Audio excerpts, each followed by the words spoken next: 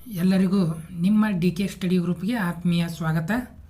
ಸ್ನೇಹಿತರೆ, ಈ ಒಂದು ವಿಡಿಯೋದಲ್ಲಿ ನಾವು RRB ಗ್ರೂಪ್ ಡಿ ಸಂಬಂಧಪಟ್ಟಂಗೆ ಹಳೆಯ ಪ್ರಶ್ನೆ ಪತ್ರಿಕೆಯಲ್ಲಿ ಕೇಳಿರುವ GK ಕ್ವೆಶನ್ಸ್ಗಳನ್ನು ಒಂದೊಂದಾಗಿ ಚರ್ಚೆ ಮಾಡುತ್ತಾ ಹೋಗೋಣ. ಸ್ನೇಹಿತರೆ, ಇನ್ನೂ ನಮ್ಮ ಚಾನಲ್ ಯಾರಾದರೂ ಹೊಸದಾಗಿದ್ದರೆ ಚಾನಲನ್ನು ಸಬ್ಸ್ಕ್ರೈಬ್ ಮಾಡಿ ಮತ್ತು ಶೇರ್ ಮಾಡಿರಿ. ಹಾಗಾದರೆ ಏನಪ್ಪ GK ಕ್ವೆಶನ್ಸ್ಗಳ ಒಂದು ನೋಡೋದಾರ ಮೊಟ್ಟ ಮೊದಲನೇದಾಗಿ ಏನು ಕೇಳಿದಾನಪ್ಪ ಅಂದ್ರೆ, ಭಾರತೀಯ ಸಂವಿಧಾನದ ಯಾವ ಭಾಗವು ಮೂಲಭೂತ ಹಕ್ಕುಗಳನ್ನು ವಿವರಿಸುತ್ತದೆ? ಭಾರತೀಯ ಸಂವಿಧಾನದ ಯಾವ ಭಾಗವು ಮೂಲಭೂತ ಹಕ್ಕುಗಳನ್ನು ವಿವರಿಸುತ್ತದೆ? ಸ್ನೇಹಿತರೆ, ಯಾವುದಪ್ಪ? ಆಪ್ಷನ್ 4 ಕೊಟ್ಟಿದ್ದಾನೆ. ಆಪ್ಷನ್ ಎ ಭಾಗ 6, ಆಪ್ಷನ್ ಬಿ ಭಾಗ 5, ಆಪ್ಷನ್ ಸಿ ಭಾಗ 4, ಆಪ್ಷನ್ ಡಿ ಭಾಗ 3 ಅಂತೇಳಿ. ನಿಮಗೆಲ್ಲ ಗೊತ್ತಿದೆ ಸ್ನೇಹಿತರೆ, ಪ್ರೆಸೆಂಟ್ ನಮ್ಮಲ್ಲಿ ಎಷ್ಟು ಭಾಗಗಳು? 25 ಭಾಗಗಳು ಸಂವಿಧಾನದ ಭಾಗಗಳಿವೆ. ಆ 25ನಲ್ಲಿ ಯಾವ ಭಾಗವು ಮೂಲಭೂತ ಹಕ್ಕುಗಳ ಬಗ್ಗೆ ನಮಗೆ ಮಾಹಿತಿಯನ್ನು ಕೊಡ್ತದೆ ಒಂದು ಕ್ವಶನ್ ಕೇಳಿದ್ದಾನೆ. ಯಾವುದಪ್ಪ ಆನ್ಸರ್ ಅಂದ್ರೆ ಆಪ್ಷನ್ ಡಿ ಇದೆಯಲ್ಲ, ಭಾಗ 3 ಈಸ್ ರೈಟ್ ಆನ್ಸರ್. ಏನಪ್ಪ ಇನ್ನಷ್ಟು ಮಾಹಿತಿ ನೋಡಿದ್ರೆ, ಸಂವಿಧಾನದ 3ನೇ ಭಾಗ, ಎಷ್ಟನೇ ಭಾಗ? 3ನೇ ಭಾಗ 12ರಿಂದ 35ರವರೆಗಿನ ವಿಧಿಗಳು ಮೂಲಭೂತ ಹಕ್ಕುಗಳ ಕುರಿತು ತಿಳಿಸುತ್ತವೆ. ಸ್ನೇಹಿತರೆ, ಬರೀ ಭಾಗ ಅಂತ ಕೇಳಿದ್ರೆ 3ನೇ ಭಾಗ ತಿಳಬೇಕು, ವಿಧಿಗಳಂತ ಕೇಳಿದ್ರೆ 12ರಿಂದ 35ರವರೆಗಿನ ವಿಧಿಗಳು. ಮೂಲ ಸಂವಿಧಾನ 7 ಮೂಲಭೂತ ಹಕ್ಕುಗಳನ್ನು ಹೊಂದಿತ್ತು. ಸ್ನೇಹಿತರೆ, ಮೂಲ ಸಂವಿಧಾನ ಅಂದರೆ 1950 ಜನವರಿ 26ರಂದು ಏನು ಸಂವಿಧಾನ ಜಾರಿಯಾಗಿತ್ತಲ್ಲ, ಅಂದು ಎಷ್ಟಿದ್ದು ಮೂಲಭೂತ ಹಕ್ಕುಗಳು ಅಂದ್ರೆ 7 ಮೂಲಭೂತ ಹಕ್ಕುಗಳು ನಮ್ಮ ಸಂವಿಧಾನದಲ್ಲಿ ಇದ್ದವು. 1978ರಲ್ಲಿ ಎಷ್ಟನೇದು? 42ನೇ, ಇದು 44ನೇ ತಿದ್ದುಪಡಿ. ಸ್ನೇಹಿತರೆ, ಎಷ್ಟನೇದು? 44ನೇ ತಿದ್ದುಪಡಿಯ ಮೂಲಕ ಆಸ್ತಿ ಹಕ್ಕನ್ನು ತೆಗೆಯಲಾಯಿತು. ಪ್ರಸ್ತುತ 6 ಮೂಲಭೂತ ಹಕ್ಕುಗಳು ಮಾತ್ರ ಇವೆ ಸ್ನೇಹಿತರೆ. ಅಂದರೆ 78ರಲ್ಲಿ ಒಂದು ರೈಟ್ ಟು ಪ್ರಾಪರ್ಟಿ ಅಂದರೆ ಆಸ್ತಿ ಹಕ್ಕು ಏನಿದೆಯಲ್ಲ, ಇದನ್ನು ಮೂಲಭೂತ ಹಕ್ಕುಗಳ ಪಟ್ಟಿಯಿಂದ ತೆಗೆಯಲಾಗಿದೆ. ಹಾಗಾದ್ರೆ ಪ್ರೆಸೆಂಟ್ ಏನಾದರೂ ಪ್ರಸ್ತುತ ಎಷ್ಟು ಮೂಲಭೂತ ಹಕ್ಕುಗಳ ಕ್ವಶನ್ ಕೇಳಿದ್ರೆ 6 ಅಂತ ಆನ್ಸರ್ ಮಾಡಬೇಕು. ಮೂಲ ಸಂವಿಧಾನದಲ್ಲಿ ಎಷ್ಟತ್ತು ಕ್ವಶನ್ ಕೇಳಿದ್ರೆ 7 ಮೂಲಭೂತ ಹಕ್ಕುಗಳು ನಾವು ಆನ್ಸರ್ ಕೊಡಬೇಕು. ಹಾಗಾದ್ರೆ ಪ್ರಸ್ತುತ ಇರುವ 6 ಮೂಲಭೂತ ಹಕ್ಕುಗಳು ಯಾವ್ಯಾವ ಒಂದೊಂದು ನೋಡೋದಾದ್ರೆ ಸ್ನೇಹಿತರೆ, ಮೊದಲನೇದಾಗಿ ಸಮಾನತೆಯ ಹಕ್ಕುಗಳು, ಈಕ್ವಾಲಿಟಿ ರೈಟ್ಸ್ ಅಂತ ಕರೀತಾರೆ. ಏನಪ್ಪ? ವಿಧಿ ಎಲ್ಲಿಂದ? ವಿಧಿ 14ರಿಂದ ಪ್ರಾರಂಭವಾಗಿ ವಿಧಿ 18ರವರೆಗೆ ಏನು ಮಾಹಿತಿ ಕೊಡ್ತಾವೆ ಅನ್ನೋದು ಸಮಾನತೆಯ ಹಕ್ಕುಗಳು. ಇನ್ನು ಎರಡನೇದು ಸ್ವಾತಂತ್ರ್ಯದ ಹಕ್ಕುಗಳು, ರೈಟ್ ಟು ಫ್ರೀಡಮ್ಸ್ ಅಂತ ಕರೀತಾರೆ. ವಿಧಿ 19ರಿಂದ 22ರವರೆಗೆ ಈ ಒಂದು ಮಾಹಿತಿಯನ್ನು ಕೊಡ್ತಾವೆ. ಇನ್ನು ಶೋಷಣೆಯ ವಿರುದ್ಧದ ಹಕ್ಕುಗಳು, ವಿಧಿ 23 ಮತ್ತು 24. ಇನ್ನು 4ನೇದಾಗಿ ಧಾರ್ಮಿಕ ಹಕ್ಕುಗಳು, ರೈಟ್ ಟು ರಿಲಿಜಿಯನ್ಸ್ ಅಂತ ಕರೀತಾರೆ. ವಿಧಿ 25ರಿಂದ ಪ್ರಾರಂಭವಾಗಿ 28ರವರೆಗೆ ಧಾರ್ಮಿಕ ಹಕ್ಕುಗಳ ಬಗ್ಗೆ ಒಂದು ಮಾಹಿತಿಯನ್ನು ಕೊಡಲಾಗಿದೆ. ಇನ್ನು 5ನೇದು ಸಾಂಸ್ಕೃತಿಕ ಮತ್ತು ಶೈಕ್ಷಣಿಕ ಹಕ್ಕುಗಳಿರ್ತಾರೆ. ವಿಧಿ 29, ವಿಧಿ 32 ಈ ಸಾಂಸ್ಕೃತಿಕ ಮತ್ತು ಶೈಕ್ಷಣಿಕ ಹಕ್ಕುಗಳ ಕುರಿತು ಮಾಹಿತಿಯನ್ನು ಕೊಡುತ್ತದೆ. ಇನ್ನು ಕೊನೆಯದಾಗಿ 6ನೇದು ಸಂವಿಧಾನಾತ್ಮಕ ಪರಿಹಾರಗಳ ಹಕ್ಕು, ಇದರ ಬಗ್ಗೆ ತಿಳಿಸುವಂಥ ಒಂದು ಆರ್ಟಿಕಲ್ ಎಷ್ಟು? ವಿಧಿ 32. ಇದು ಮೂಲಭೂತ ಹಕ್ಕುಗಳ ಒಂದು ಸಂಕ್ಷಿಪ್ತ ಮಾಹಿತಿ ಸ್ನೇಹಿತರೆ. ಇನ್ನು 2ನೇ ಪ್ರಶ್ನೆ, ಈ ಕೆಳಗಿನ ಯಾವ ಗುಂಪು ಸಾಂವಿಧಾನಿಕ ಸಂಸ್ಥೆಗೆ ಉದಾಹರಣೆಯಾಗಿದೆ? ಕೆಳಗಿನ ಯಾವ ಗುಂಪು ಸಾಂವಿಧಾನಿಕ ಸಂಸ್ಥೆಗೆ ಉದಾಹರಣೆಯಾಗಿದೆ? ಸ್ನೇಹಿತರೆ, 4 ಆಪ್ಷನ್ ಕೊಟ್ಟಿದ್ದಾರೆ, 4 ನೋಡ್ರಿ. ಸಾಂವಿಧಾನಿಕ ಸಂಸ್ಥೆಗೆ ಉದಾಹರಣೆ ಎಕ್ಸಾಂಪಲ್ ಕೊಡುವಂತನ. ಮೊದಲನೇದಾಗಿ ನಾವು ಸಾಂವಿಧಾನಿಕ ಸಂಸ್ಥೆ ಅಂದರೆ ಏನಂತ ತಿಳ್ಕೊಬೇಕು ಸ್ನೇಹಿತರೆ. ಸಾಂವಿಧಾನಿಕ ಸಂಸ್ಥೆ ಅಂದ್ರೆ ಆ ಸಂಸ್ಥೆ ಬಗ್ಗೆ ನಮ್ಮ ಸಂವಿಧಾನದಲ್ಲಿ ಮಾಹಿತಿಯನ್ನು ಕೊಟ್ಟಿರಬೇಕು ಅಥವಾ ಆರ್ಟಿಕಲ್ ಇರಬೇಕು. ಅದನ್ನು ಸಾಂವಿಧಾನಿಕ ಸಂಸ್ಥೆ, ಕಾನ್ಸ್ಟಿಟ್ಯೂಷನ್ ಬಾಡೀಸ್ ಅಂತ ಕರೀತಾರೆ. ಇಲ್ಲ ಸಂವಿಧಾನದಾಗ ಮಾಹಿತಿ ಇಲ್ಲ, ಕೇವಲ ಶಾಸನ ಮುಖಾಂತರ ಆಗಿದತ್ತಂದ್ರದು ಅದನ್ನು ಶಾಸನಾತ್ಮಕ ಅಥವಾ ನಾನ್ ಕಾನ್ಸ್ಟಿಟ್ಯೂಷನ್ ಬಾಡಿ, ಸಂವಿಧಾನೇತರ ಸಂಸ್ಥೆ ಅಂತ ಕರೀತಾರೆ. ಈ ಕೊಟ್ಟಿರುವ ಇದರಲ್ಲಿ ನೋಡಿದ್ರೆ ಯಾವುದಪ್ಪ ಸಂವಿಧಾನಾತ್ಮಕ ಸಂಸ್ಥೆ ಅಂದರೆ ಆಪ್ಷನ್ ಸಿ ಇದೆಯಲ್ಲ, ಚುನಾವಣಾ ಆಯೋಗ, ಕೇಂದ್ರ ಲೋಕ ಸೇವಾ ಆಯೋಗ ಈಸ್ ರೈಟ್ ಆನ್ಸರ್ ಸ್ನೇಹಿತರೆ. ಯಾಕಪ್ಪ ಅಂದ್ರೆ ಇದು ಸಂವಿಧಾನಿಕ ಸಂಸ್ಥೆಗೆ ಉದಾಹರಣೆಗಿದೆ. ಹೆಂಗಪ್ಪ ಅಂದರೆ ಚುನಾವಣಾ ಆಯೋಗದ ಬಗ್ಗೆ ಎಷ್ಟನೇ ಆರ್ಟಿಕಲ್? 324ನೇ ಆರ್ಟಿಕಲ್ ಚುನಾವಣಾ ಆಯೋಗದ ಬಗ್ಗೆ ಮಾಹಿತಿ ಕೊಡ್ತದೆ. ಇನ್ನು ಕೇಂದ್ರ ಲೋಕ ಸೇವಾ ಆಯೋಗದ ಬಗ್ಗೆ 315 ಆರ್ಟಿಕಲ್ UPSC ಕೇಂದ್ರ ಲೋಕ ಸೇವಾ ಆಯೋಗದ ಬಗ್ಗೆ ಮಾಹಿತಿ ಕೊಡ್ತಾರೆ. ಯಾವುದ್ರ ಬಗ್ಗೆ ಒಂದು ಆರ್ಟಿಕಲ್ ಇರಬೇಕು, ಅದ್ರ ಬಗ್ಗೆ ಎಕ್ಸ್ಪ್ಲೇನ್ ಇರಬೇಕು. ಸಂವಿಧಾನದ ಪುಸ್ತಕದಲ್ಲಿ ಇದ್ರೆ ಅದು ಸಾಂವಿಧಾನಿಕ ಸಂಸ್ಥೆ ಅಂತ ಕರಿತೀವಿ. ಅದರಲ್ಲಿ ಇಲ್ಲ ಅಂದ್ರೆ ಅದು ಸಂವಿಧಾನೇತರ ಸಂಸ್ಥೆ ಅಂತ ಕರಿತೀವಿ. ಹಾಗಾದ್ರೆ ಪ್ರಮುಖ ಸಂವಿಧಾನಿಕ ಸಂಸ್ಥೆಗಳು ನೋಡೋದಾದ್ರೆ ಸ್ನೇಹಿತರೆ, ಮೊದಲನೇದಾಗಿ ಚುನಾವಣಾ ಆಯೋಗ ತಿಳಿದೇವೆ. ವಿಧಿ ಎಷ್ಟನೇದು? 324ನೇದು ಚುನಾವಣಾ ಆಯೋಗದ ಬಗ್ಗೆ ಮಾಹಿತಿಯನ್ನು ಕೊಡ್ತದೆ. ಇನ್ನು ಕೇಂದ್ರ ಲೋಕಸೇವಾ ಆಯೋಗ ವಿಧಿ 315. ಹಣಕಾಸು ಆಯೋಗ ವಿಧಿ 280. ಪರಿಶಿಷ್ಟ ವರ್ಗಗಳ ರಾಷ್ಟ್ರೀಯ ಆಯೋಗ 338. ಇನ್ನು ಪರಿಶಿಷ್ಟ ಪಂಗಡಗಳ ರಾಷ್ಟ್ರೀಯ ಆಯೋಗ ವಿಧಿ 338A. ಹಿಂದುಳಿದ ವರ್ಗಗಳ ರಾಷ್ಟ್ರೀಯ ಆಯೋಗ ವಿಧಿ 338B. ಇನ್ನು CAG ಅಂದರೆ ಭಾರತದ ಮಹಾನಿಯಂತ್ರಕರು ಮತ್ತು ಲೆಕ್ಕ ಪರಿಶೋಧಕರತೆ, ಇವ್ರ ಬಗ್ಗೆ ಸಂವಿಧಾನ ವಿಧಿ 148 ನಮಗೆ ಮಾಹಿತಿಯನ್ನು ಕೊಡ್ತದೆ ಸ್ನೇಹಿತರೆ. ಇವೆಲ್ಲ ಸಂವಿಧಾನಾತ್ಮಕ ಸಂಸ್ಥೆಗಳು, ಕಾನ್ಸ್ಟಿಟ್ಯೂಷನ್ ಬಾಡೀಸ್ ಅಂತ ಕರೀತಾರೆ. ಇವೆಲ್ಲ ಬಿಟ್ಟು ಏನೇ ಬೇರೆ ಸಂಸ್ಥೆ ಕೇಳಿದ್ರೆ ಅದು ಸಂವಿಧಾನೇತರ ಸಂಸ್ಥೆ ಅಂತ ನಾವು ಗುರುತಿಸಬೇಕಾಗುತ್ತದೆ. ಮುಂದಿನ ಪ್ರಶ್ನೆ, ಈ ಕೆಳಗಿನದು ಯಾವುದು ನಗರ ಸ್ಥಳೀಯ ಸಂಸ್ಥೆಯ ಆಡಳಿತಕ್ಕೆ ಸೇರಿದ ಸಂಸ್ಥೆಯಲ್ಲ? ಕೆಳಗಿನ ಯಾವುದು ನಗರ ಸ್ಥಳೀಯ ಸಂಸ್ಥೆಯ ಆಡಳಿತಕ್ಕೆ ಸೇರಿದ ಸಂಸ್ಥೆಯಲ್ಲ? ನಗರ ಪಂಚಾಯತ್, ಆಪ್ಷನ್ ಬಿ ಜಿಲ್ಲಾ ಪಂಚಾಯತ್, ಆಪ್ಷನ್ ಸಿ ಪುರಸಭೆ, ಆಪ್ಷನ್ ಡಿ ಮಹಾನಗರ ಪಾಲಿಕೆ. ಅಂದರೆ ಸ್ನೇಹಿತರೆ, ಲೋಕಲ್ ಗೌರ್ಮೆಂಟ್ದಾಗ 2 ಬರ್ತವೆ ಸ್ಥಳೀಯ ಸರ್ಕಾರದ, ಒಂದು ನಗರ ಸ್ಥಳೀಯ ಸರ್ಕಾರ, ಇನ್ನೊಂದು ಗ್ರಾಮೀಣ ಸ್ಥಳೀಯ ಸರ್ಕಾರ ಅಂತೇಳಿ. ಇಲ್ಲಿ ಕೊಟ್ಟಿರೋದು ನಗರ ಸ್ಥಳೀಯ ಸರ್ಕಾರಕ್ಕೆ ಎಕ್ಸಾಂಪಲ್ ಅಲ್ಲ, ಉದಾಹರಣೆ ಎಲ್ಲ ಕೊಟ್ಟಿದ್ದಾನೆ. ಯಾವುದಪ್ಪ ಅಂದ್ರೆ ಅದು ಆಪ್ಷನ್ ಬಿ ಇದೆಯಲ್ಲ, ಜಿಲ್ಲಾ ಪಂಚಾಯತ್.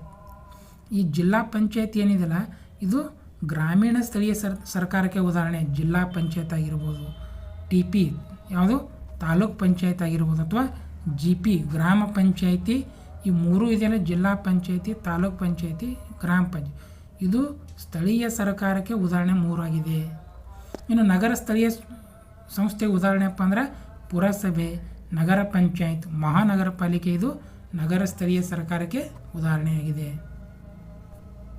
4ನೇ ಪ್ರಶ್ನೆ, ಈ ಕೆಳಗಿನವುಗಳಲ್ಲಿ ಯಾವುದು ಭಾರತದ ಬೌದ್ಧ ದೇವಾಲಯವಾಗಿದೆ?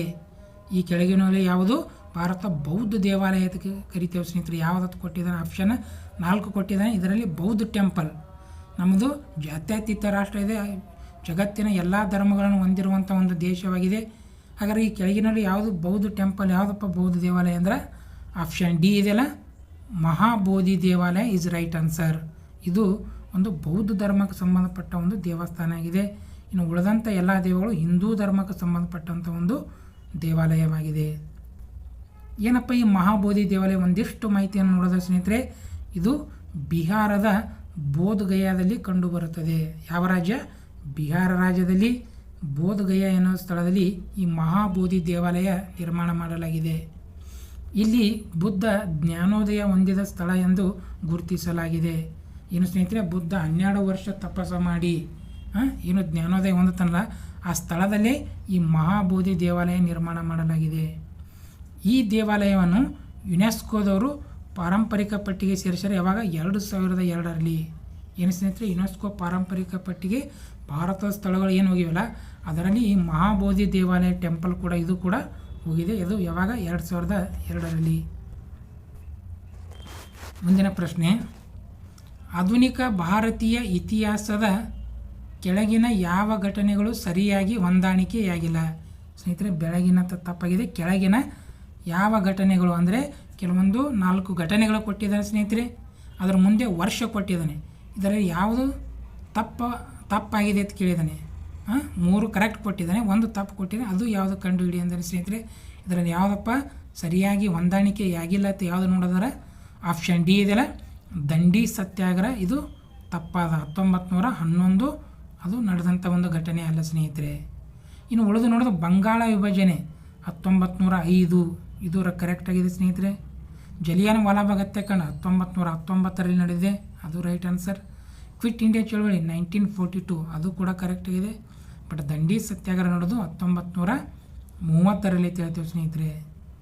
ಏನಪ್ಪ ಇನ್ನಷ್ಟು ಹೆಚ್ಚಿನ ಮಾಹಿತಿ ದಂಡಿ ಸತ್ಯಾಗ್ರಹ ನೋಡೋದ್ರೆ, ದಂಡಿ ಸತ್ಯಾಗ್ರಹವನ್ನು ಉಪ್ಪಿನ ಸತ್ಯಾಗ್ರಹ, ಯಾಕಪ್ಪ ಇದಕ್ಕೆ ಉಪ್ಪಿನ ಸತ್ಯಾಗ್ರಹ ಅಂತ ಕರೀತಾ ಇದ್ದಾರೆ ಅಂದ್ರೆ, ಉಪ್ಪಿನ ಮೇಲೆ ಏನು ಟ್ಯಾಕ್ಸ್ ಏರಿರಲ್ಲ ಆ ಕಾಯ್ದೆಯನ್ನು ಮುರ್ಲಿಕ್ಕೆ ಈ ಒಂದು ಸತ್ಯಾಗ್ರಹ ಮಾಡಿರಿ. ಹೀಗಾಗಿ ಉಪ್ಪಿನ ಸತ್ಯಾಗ್ರಹ, ಕಾನೂನು ಭಂಗ ಚಳವಳಿ ಎಂದು ಕೂಡ ಕರೆಯುತ್ತಾರೆ. ದಂಡಿ ಸತ್ಯಾಗ್ರಹ ಇನ್ನೂ 2 ಹೆಸರುಗಳು, ಒಂದು ಉಪ್ಪಿನ ಸತ್ಯಾಗ್ರಹ, ಇನ್ನೊಂದು ಕಾನೂನು ಭಂಗ ಚಳವಳಿ ಎಂದು ಕೂಡ ಕರೆಯುತ್ತಾರೆ. ಇದನ್ನು ಗಾಂಧಿ ನೇತೃತ್ವದಲ್ಲಿ 78 ಜನ ಅನುಯಾಯಿಗಳೊಂದಿಗೆ, ಎಷ್ಟು ಜನ? 78 ಜನ ಅನುಯಾಯಿಗಳು ತೆಗೆದುಕೊಂಡು, ಯಾರಪ್ಪ ಇದರ ನಾಯಕತ್ವ ಅಂದ್ರೆ ಮಹಾತ್ಮ ಗಾಂಧೀಜಿಯವರು ಯಾವಾಗ ಪ್ರಾರಂಭ ಮಾಡ್ತಾರಂದ್ರೆ 1930 ಮಾರ್ಚ್ 12ರಂದು ಪ್ರಾರಂಭವಾಗಿ ಏಪ್ರಿಲ್ 6ರಂದು ಮುಕ್ತಾಯವಾಯಿತು. ಏನು ಸ್ನೇಹಿತರೆ, ಗಾಂಧೀಜಿಯವರ ಸಾಬರಮತಿ ಆಶ್ರಮದಿಂದ ಪ್ರಾರಂಭವಾಗಿ ಗುಜರಾತ್ನ ಅರಬ್ಬಿ ಸಮುದ್ರದ ಒಂದು ಕಂಡುಬರುವಂಥ ಸ್ಥಳ ದಂಡಿ ಅನ್ನೋ ಸ್ಥಳ ತನ ಒಂದು ಪಾದಯಾತ್ರೆ ಮಾಡ್ತಾರೆ. ಅದುವೇ ದಂಡಿ ಸತ್ಯಾಗ್ರಹ, ಉಪ್ಪಿನ ಸತ್ಯಾಗ್ರಹ ಅಂತ ಕೂಡ ಕರೀತಾರೆ. ಈ ಕೆಳಗಿನ ಯಾರನ್ನು ಆಧುನಿಕ ಮನು ಎಂದು ಕರೆಯುತ್ತಾರೆ? ಈ ಕೆಳಗಿನ ಯಾರನ್ನು ಆಧುನಿಕ ಮನು ಎಂದು ಕರೆಯುತ್ತಾರೆ? ಸ್ನೇಹಿತರೆ, ಮಹಾತ್ಮ ಗಾಂಧಿ, ಅಂಬೇಡ್ಕರ್ ಅವರು, ಜವಾಹರ್ಲಾಲ್ ನೆಹರು, ರವೀಂದ್ರನಾಥ್ ಟ್ಯಾಗೋರ್. 4 ಆಪ್ಷನ್ ಇದೆ. ಯಾರಪ್ಪ ಇದರ ಆಧುನಿಕ ಮನು ಅಂತೇಳಿ? ಆಪ್ಷನ್ ಬಿ ಇದೆಲ್ಲ ಡಾಕ್ಟರ್ BR ಅಂಬೇಡ್ಕರ್ ಅವರು.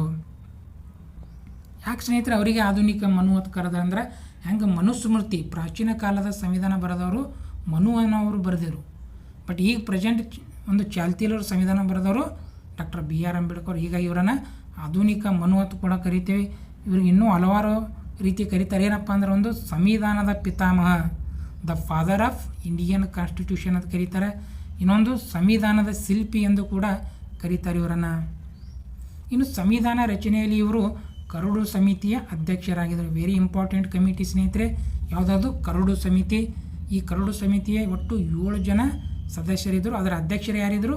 ಡಾಕ್ಟರ್ BR ಅಂಬೇಡ್ಕರ್ ಅವರು. ಸ್ವಾತಂತ್ರ್ಯ ನಂತರ ದೇಶದ ಮೊದಲ ಕಾನೂನು ಸಚಿವರಾಗಿ ಕೂಡ ಕಾರ್ಯನಿರ್ವಹಿಸಿದ್ದಾರೆ. ಏನು, ಸ್ವತಂತ್ರ ಬಂದ ಬಳಿಕ ನಮ್ಮ ದೇಶದ ಮೊದಲ ಮಂತ್ರಿಮಂಡಲ ಇತ್ತಲ್ಲ, ಜವಾಹರ್ಲಾಲ್ ನೆಹರು ಅವರ ಪ್ರಧಾನಮಂತ್ರಿ ನೇತೃತ್ವದಲ್ಲಿ, ಅವಾಗ ಕಾನೂನು ಮಂತ್ರಿಯಾಗಿ ಯಾರು ಕೆಲಸ ಮಾಡ್ಯಾರ? ಡಾಕ್ಟರ್ BR ಅಂಬೇಡ್ಕರ್ ಅವರು.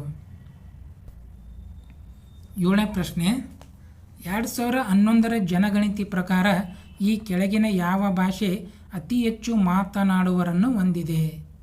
ಸ್ನೇಹಿತರೆ, ಕೊನೆಯದಾಗಿ ಜನಗಣತಿ ಮಾಡೋದು ನಾವು 2011ರಲ್ಲಿ. ಆ ಜನಗಣತಿ ಪ್ರಕಾರ ಇಡೀ ದೇಶದಲ್ಲಿ ಅಥವಾ ಈ ಕೊಟ್ಟಿರುವ 4 ಆಪ್ಷನ್ಗಳಲ್ಲಿ ಯಾವ ಒಂದು ಭಾಷೆಯ ಜನರು ಅತಿ ಹೆಚ್ಚಾಗಿ ಮಾತನಾಡುವಂಥ ಒಂದು ಭಾಷೆಯಪ್ಪ? ಇಲ್ಲಿ ಕೊಟ್ಟಿರೋ ಆಪ್ಷನ್ ಮಾತ್ರ ಯಾವುದಪ್ಪ ಅಂದ್ರೆ ಅದು ಆಪ್ಷನ್ ಬಿ ಇದೆಲ್ಲ, ಬಂಗಾಳಿ ಭಾಷೆ. ಪ್ರಶ್ನೆ ಇರೋದು ಈ ಕೊಟ್ಟಿರುವ 4ರಲ್ಲಿ ಮಾತ್ರ ಅತಿ ಹೆಚ್ಚು ಯಾವುದಪ್ಪ ಅಂದ್ರೆ ಅದು ಬಂಗಾಳಿ. ಪಶ್ಚಿಮ ಬಂಗಾಳಿ ರಾಜ್ಯದಲ್ಲಿ ಕಂಡು ಬರ್ತಾ ಎಷ್ಟಿದ್ರೆ ಬಂಗಾಳಿ ಭಾಷೆನ ದೇಶದಲ್ಲಿ ಸುಮಾರು 10 ಕೋಟಿ ಜನರು ಮಾತನಾಡುವಂಥ ಒಂದು ಭಾಷೆಯಾಗಿದೆ ಸ್ನೇಹಿತರೆ. ಇನ್ನು 2011 ಜನಗಣತಿ ಪ್ರಕಾರ ನೋಡಿದರೆ ಭಾರತದಲ್ಲಿ 121 ಭಾಷೆಗಳು, 270 ಮಾತೃ ಭಾಷೆಗಳಿವೆ ಅಂತ ಹೇಳ್ತವೆ ಸ್ನೇಹಿತರೆ. ಬಟ್ ಅದರಲ್ಲಿ ಯಾವ ಭಾಷೆ ಇಡೀ ದೇಶದಲ್ಲಿ ಅತಿ ಹೆಚ್ಚು ಮಾತನಾಡುವ ಭಾಷೆ ಅಂದ್ರೆ ಅದು ಹಿಂದಿ ಭಾಷೆ ಇಡೀ ದೇಶದಲ್ಲಿ. ಬಟ್ ಇಲ್ಲಿ ಪ್ರಶ್ನೆ ಇರೋದಲ್ಲಿ ಆಪ್ಷನ್ ಹಿಂದಿ ಇಲ್ಲ. ಹಿಂದಿ ಏನಾದರೂ ಆಪ್ಷನ್ ಕೊಟ್ಟ ಹಿಂದಿ ರೈಟ್ ಆನ್ಸರ್, ಬಟ್ ಅಲ್ಲಿ ಹಿಂದಿ ಇದ್ದಿತ್ತಿಲ್ಲ. ಬಟ್ ದೇಶದಲ್ಲಿ ಸುಮಾರು 52 ಕೋಟಿ ಜನರು ಹಿಂದಿ ಭಾಷೆಯನ್ನು ಬಳಸ್ತಾರೆ. ಇದು ಫಸ್ಟ್ ಇದೆ. ಅವ್ರು ಬಿಟ್ಟರೆ ಬಂಗಾಳಿ ಭಾಷೆ 2ನೇ ನಂಬರ್, 3ನೇ ಸ್ಥಾನದಲ್ಲಿ ಮರಾಠಿ ಭಾಷೆ ಇದೆ. ಮುಂದಿನ ಪ್ರಶ್ನೆ, 1955ರಲ್ಲಿ ಕರ್ವೆ ಸಮಿತಿ ಎಂಬ ಒಂದು ವಿಶೇಷ ಸಮಿತಿಯನ್ನು ರಚಿಸಲಾಯಿತು. ಈ ಸಮಿತಿಯು ಏನನ್ನು ಸಲಹೆ ಮಾಡಿತು? ಸ್ನೇಹಿತರೆ, ಯಾವ ವರ್ಷ? 1955ರಲ್ಲಿ. ಸಮಿತಿ ಹೆಸರೇನು? ಕರ್ವೆ ಸಮಿತಿ ಅಂತೇಳಿ. ಬಟ್ ಈ ಸಮಿತಿ ಏನು ಒಂದು ಸಲಹೆ ಮಾಡಿತ್ತು ಒಂದು ಕ್ವಶನ್ ಕೊಟ್ಟಿದ್ದಾನೆ, 4 ಆಪ್ಷನ್ ಕೊಟ್ಟಿದ್ದಾನೆ. ಒಂದೊಂದಾಗಿ ನೋಡ್ಕೊರಿ ಸ್ನೇಹಿತರೆ. ಯಾವುದಪ್ಪ ಇದಕ್ಕೆ ಸರಿ ಉತ್ತರ ಅಂದರೆ ಆಪ್ಷನ್ ಡಿ ಇದೆಲ್ಲ, ಗ್ರಾಮೀಣಾಭಿವೃದ್ಧಿಗಾಗಿ ಸಣ್ಣ ಪ್ರಮಾಣದ ಕೈಗಾರಿಕೆಗಳ ಉತ್ತೇಜನ ಸಂಬಂಧ ಈ ಒಂದು ಕಮಿಟಿ ಒಂದು ಸಲಹೆಯನ್ನು ಕೊಟ್ಟಿದೆ ಅಂತ ಹೇಳ್ತೀವಿ. ಏನಪ್ಪ ಈ ಸಮಿತಿ ಬಗ್ಗೆ ಒಂದಿಷ್ಟು ಮಾಹಿತಿಯನ್ನು ನೋಡೋದ ಸ್ನೇಹಿತರೆ, 1955ರಲ್ಲಿ ಯೋಜನಾ ಆಯೋಗವು ಈ ಸಮಿತಿಯನ್ನು ಸ್ಥಾಪಿಸಿತು. ಈ ಸಮಿತಿಯನ್ನು ಸ್ಥಾಪನೆ ಮಾಡಿದವರು ಯಾರು? ಯೋಜನಾ ಆಯೋಗ ಅಂತ ಕರಿತೀವಿ. ಈ ಸಮಿತಿಗೆ ಇದರ ಮುಖ್ಯಸ್ಥ ಯಾರು? ದತ್ತಾತ್ರೇಯ ಗೋಪಾಲ್ ಕರ್ವೆ ಅವರ ಹೆಸರನ್ನು ಇಡಲಾಗಿದೆ. ಆ ಸಮಿತಿಯ ಅಧ್ಯಕ್ಷರಾಗಿದ್ದರು ದತ್ತಾತ್ರೇಯ ಗೋಪಾಲ್ ಕರ್ವೆ. ಹೀಗಾಗಿ ಇದನ್ನು ಕರ್ವೆ ಸಮಿತಿ, ಕರ್ವೆ ಕಮಿಟಿ ಎಂದು ಕೂಡ ಕರೀತಾರೆ. ಏನಪ್ಪ ಇದು ಒಂದು ಸಲಹೆ ಕೊಡ್ತಂದ್ರೆ, ಸಣ್ಣ ಪ್ರಮಾಣದ ಕೈಗಾರಿಕೆಗಳು ಮತ್ತು ಅಭಿವೃದ್ಧಿ ಮತ್ತು ಪ್ರಗತಿಗಾಗಿ ಈ ಸಮಿತಿಯನ್ನು ಸ್ಥಾಪಿಸಲಾಗಿತ್ತು. ಈ ಸಮಿತಿಯ ಒಂದು ಸಲಹೆ ನಾವು ಹೇಳ್ತೀವಿ. ಇನ್ನು 9ನೇ ಪ್ರಶ್ನೆ, ಈ ಕೆಳಗಿನ ಯಾವ ರಾಜ್ಯದ ಭಾಗಗಳು 400 ವರ್ಷಗಳ ಹಿಂದಿನ ಸ್ಥಳೀಯ ಕಾಲುವೆ ನೀರಾವರಿ ವ್ಯವಸ್ಥೆಯಾದ ಕುಲ್ಹಗಳ ಗಳನ್ನು ವಿಕಾಸಗೊಳಿಸಿತು. ಅಂದರೆ ಸ್ನೇಹಿತರೆ 400 ವರ್ಷಗಳ ಹಿಂದೆ ಈ ಒಂದು ನೀರಾವರಿ ವ್ಯವಸ್ಥೆ ಈ ಕೆಳಗಿನ ರಾಜ್ಯದಲ್ಲಿ ಇತ್ತು. ಯಾವ ವ್ಯವಸ್ಥೆ ಅದು? ಕುಲ ಅಂತೇಳಿ. ಕುಲ ಅಂತ ಒಂದು ನೀರಾವರಿ ಸಿಸ್ಟಮ ಇತ್ತದು ಯಾವ ರಾಜ್ಯದಲ್ಲಿ 400 ವರ್ಷ ಹಿಂದಿತ್ತು. ಬಟ್ ಅದನ್ನೇ ಮತ್ತು ಹೊಸದಾಗಿ ಏನು ಮಾಡಿದರೆ ಮತ್ತು ವಿಕಾಸ ಮಾಡಿದರೆ ಅದು ಯಾವ ರಾಜ್ಯ ಅಂತ ಕೇಳಿದ್ದಾನೆ. 4 ಆಪ್ಷನ್ ಕೊಟ್ಟಿದ್ದಾನೆ ಸ್ನೇಹಿತರೆ. ಇದರಲ್ಲಿ ಸರಿ ಉತ್ತರ ಬಂದುಬಿಟ್ಟು ಆಪ್ಷನ್ ಸಿ ಇದೆಯಲ್ಲ, ಹಿಮಾಚಲ ಪ್ರದೇಶ. ಈ ಹಿಮಾಚಲ ಪ್ರದೇಶದಲ್ಲಿ ಒಂದು ಸುಮಾರು 300-400 ವರ್ಷದಿಂದ ಒಂದು ರಾಜ್ಯ ಮನೆತನ ಈ ಕುಲನ ಒಂದು ನೀರಾವರಿ ವ್ಯವಸ್ಥೆಯನ್ನು ಜಾರಿಗೆ ತಂದಿದ್ದರು. ಎಲ್ಲಿ? ಕಾಂಗ್ರಾ ಕಣಿವೆ. ಹಿಮಾಚಲ ಪ್ರದೇಶದಲ್ಲಿ ಹಿಮಾಲಯ ಪರ್ವತಗಳ ತಟದಲ್ಲಿರುವಂಥ ಒಂದು ರಾಜ್ಯ. ಅಲ್ಲಿ ಒಂದು ಈ ಪದ್ಧತಿನ ಅಲ್ಲಿಯ ರಾಜ್ಯ ಮನೆತನರು ಅವಾಗ ಮಾಡಿದರು. ಬಟ್ ಇತ್ತೀಚೆಗೆ ಅದು ನಶಿಸಿ ಹೋಗಿತ್ತು. ಬಟ್ ಅದನ್ನೇ ಮತ್ತೆ ವಿಕಾಸನಗೊಳಿಸ್ಯಾರ ಯಾರು? ಹಿಮಾಚಲ ಪ್ರದೇಶ ಅಂತ ಹೇಳ್ತೇವೆ. ಸ್ನೇಹಿತರೆ, ಇದು RRB ಗ್ರೂಪ್ ಡಿ ಹಳೆಯ ಪ್ರಶ್ನೆ ಪತ್ರಿಕೆಯಲ್ಲಿ ಬಂದಿರುವಂಥ GK ಸಂಬಂಧಪಟ್ಟಂಗೆ 9 ಪ್ರಶ್ನೆಗಳು ಸ್ನೇಹಿತರೆ. ಇನ್ನೂ 4-5 ಇದ್ದು ಅವು ಕರೆಂಟ್ ಅಫೇರ್ಸ್ ಸಂಬಂಧಪಟ್ಟಾಗ ಅಂದಿನ ಆ ವರ್ಷ ನಡೆದಂಥ ಕರೆಂಟ್ ಅಫೇರ್ಸ್ ಸಂಬಂಧಪಟ್ಟಂಗೆ ಇದೆ ಸ್ನೇಹಿತರೆ. ಇವು GK ಸಂಬಂಧಪಟ್ಟ ಇಷ್ಟು ಕ್ವಶನ್ ಸ್ನೇಹಿತರೆ. ವಿಡಿಯೋ ಇಷ್ಟವಾದರೆ ಒಂದು ಚಾನಲನ್ನು ಶೇರ್ ಮಾಡಿ ಮತ್ತು ಸಬ್ಸ್ಕ್ರೈಬ್ ಮಾಡಿ.